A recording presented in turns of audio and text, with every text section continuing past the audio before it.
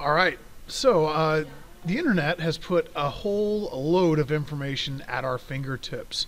But the problem is that actually sometimes it can be a little bit too much information available for us, and it can be difficult for us to find exactly what we want. Because of our language, some words have double duties. So they're used for more than one thing in our language. So that can lead to very confusing results in Google and Bing and other search engines. So what we're going to do here is teach you 5 quick tips on how you can narrow things down and find exactly what you're looking for. Now this video is intended to be used with either google.com or, as you can see, bing.com. And for the video I'm going to be searching in Google, but these tips should all work just fine for Bing or any of the other search engines out there that are available to us.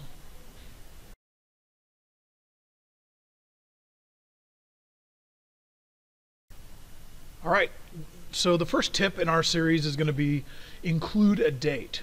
Let me show you an example of what that can be useful for. Let's say that a new update to Microsoft Word. You know, Microsoft Word is on all of the student computers, teachers' computers, and it gets updated by Microsoft all the time. So let's say you wanted to search and see what they changed in one of the updates for Microsoft Word.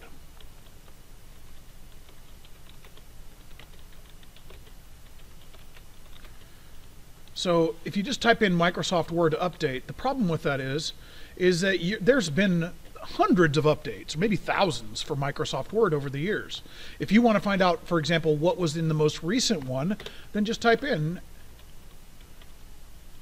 the date that you're interested in. So I'm interested in January 2016. So if you add that after your search, you can narrow down some things. And look at this, Microsoft's latest update.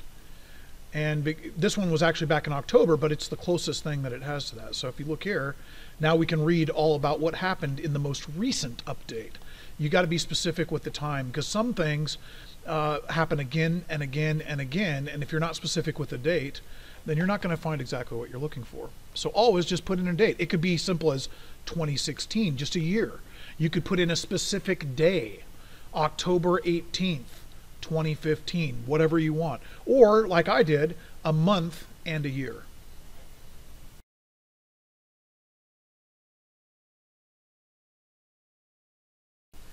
All right, our second tip is going to show you guys how to limit your searches to an exact specific website or domain.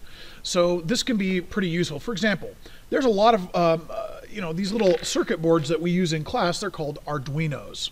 They're really cool. You can do electronics prototyping and all kinds of projects with them. 3D printers are actually powered by them too. One website that's really popular for 3D printers is called reprap.org. So let's say I wanted to search for Arduino. But I want to find Arduino articles that are specifically targeted towards people who are into open source 3D printing. So all you have to do is, after your search term that says Arduino currently, just type in site, and then you're going to use the colon. And right after that, you're going to type in the website that you want to search in.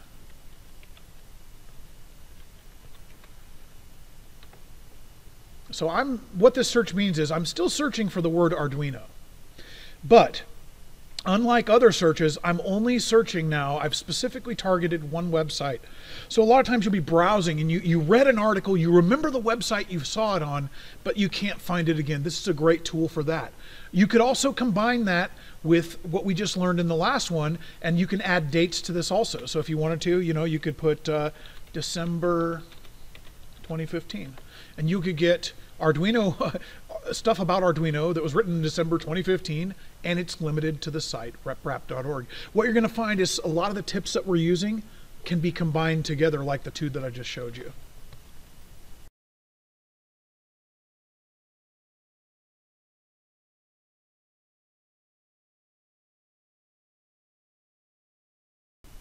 Sometimes searching isn't about finding more to give you what you want. Sometimes you have to filter out certain things and get rid of the stuff that you don't want. This is an awesome tip for it. So to subtract something in math, we use the minus or the subtraction sign. Same exact thing in Google. So let's check this out. Let's say, for example, I wanted to know how fast the Jaguar car goes. This car, the brand name is Jaguar. I type in Jaguar speed.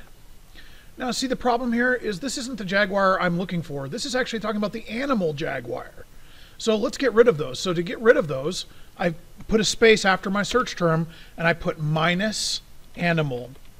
And I can get rid of those. And now look at this, Jaguar type F. So these are articles that are about the car Jaguar.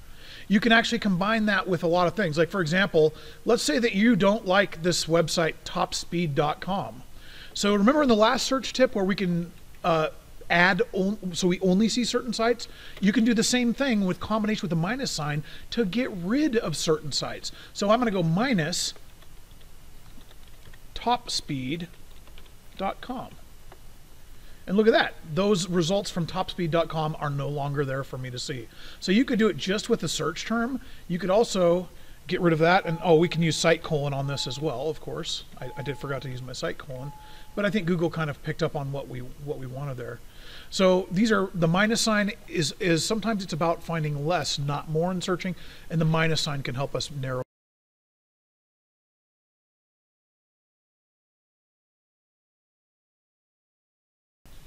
All right, the next thing we're going to learn about is wildcard. You use a star for a wildcard.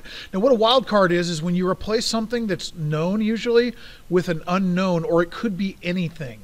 So let's take a look and show you what I mean. It's better to see it. So let's say I search for Yakima, Washington, City Hall. I press enter, and a lot of stuff about Yakima City Hall comes up. Its location. Here's some pictures. Okay, they've got a picture inside the bathroom. Okay, anyways, so watch what happens. Let's say you want to hear about other ones in Washington. You could change the Yakima to star, comma, Washington City Hall. And what that's searching for is any city hall that has the name whatever, comma, Washington. Taking it a second, and you can see what comes up. Look at this. We have all these dots all around the state of Washington. It looks like it's including some that aren't necessarily in Washington, but you can see now it's giving you results for, look at this, City of Yakima, Bellevue City Hall, Vancouver's Mayor's Office, and there's all kinds of other things that you can find on there. So the wildcard is a way that you can do this. Other uses I've seen is I've seen people that know part of a song's lyric and they don't know the exact word for part of it. So they'll type in what they know, and the word they're not sure on, they can just change it to a star and then search, and they can find the lyrics for the song that they're looking for.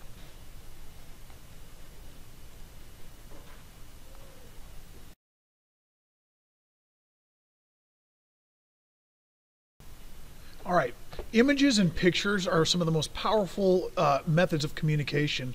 So adding one to your project or being able to find exactly what you need on the internet is pretty important. So let's take a look at how to do that. It's really, really simple. Google makes it very easy. So all you're going to have to do is type what you want. So for example, I want pictures of 3D printers. So I type in 3D printer and I search. Now, you know, these little thumbnail pictures over here aren't going to be real useful for me. So what I'm going to do is I'm going to go over here, I'm going to go to images. So now when we look at images, we can do all kinds of stuff in here. So you can see we get tons of different images, and you can sit here all day probably and scroll through that collection of pictures. So it gives you a lot of options here. If you mouse over them, you can see the dimensions of the picture as far as pixels go.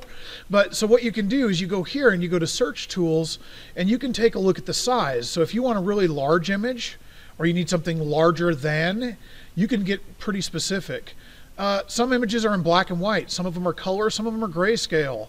So you could take a look and grab these. Some of them have transparent backgrounds. You can find those. Type. Some things are clip art, line drawings. There's all kinds of ways that you can narrow down your search. And then when you find a picture that you want to download from here, you just click on this and you go to View Image, and that'll give you the best quality image of it. And you can right click, save it. You can copy it, whatever you like.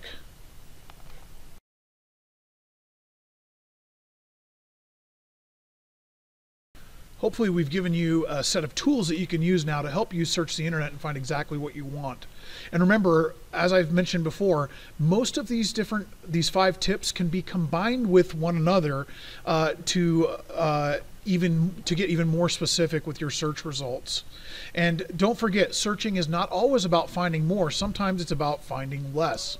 I hope you've enjoyed this. If you'd like to see the talking points that I use to make these videos. It's a very, very simple document, but I'll put this link to these bullet points that I use to make the video, and I'll put that link to this Google document in the description for the video. Thanks.